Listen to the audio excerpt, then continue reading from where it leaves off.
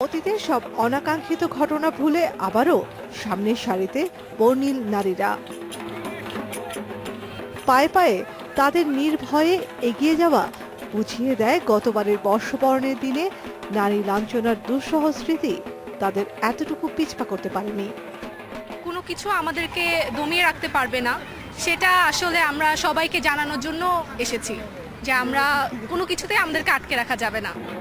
নিরাপত্তার বেড়াজালের কারণে বর্ষবরণের উৎসবে নগরবাসীর উপস্থিতি খানিকটা কম হলেও নারীদের বিচরণ ছিল স্বতঃস্ফূর্ত। এবার বের হতে একটু কেমন যেন সংকোচ বোধ হচ্ছে।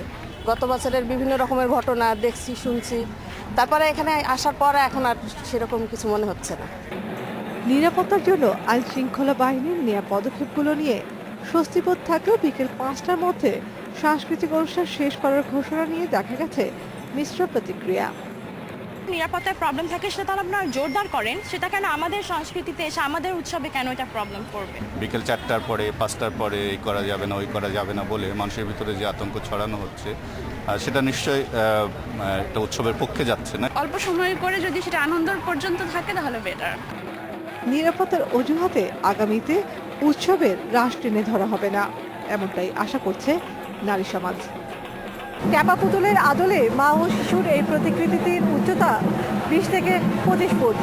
উচ্চতা যাই হোক না কেন, এটি বহন করে মা ও শিশুর সম্পর্কে, এটি বহন করে সমাজে মা ও শিশুর নিরাপত্তা নিশ্চিত করার অধিকারের বিষয়টি। নিজ নিজ দায়িত্ব থেকে মা ও শিশুর এই অধিকার সমাজের সবাই নিশ্চিত করবে, এমনটাই প্রত্যাশা করে 16 কোটি বাঙালি। Nafisa Daula, Independent News, Dhaka.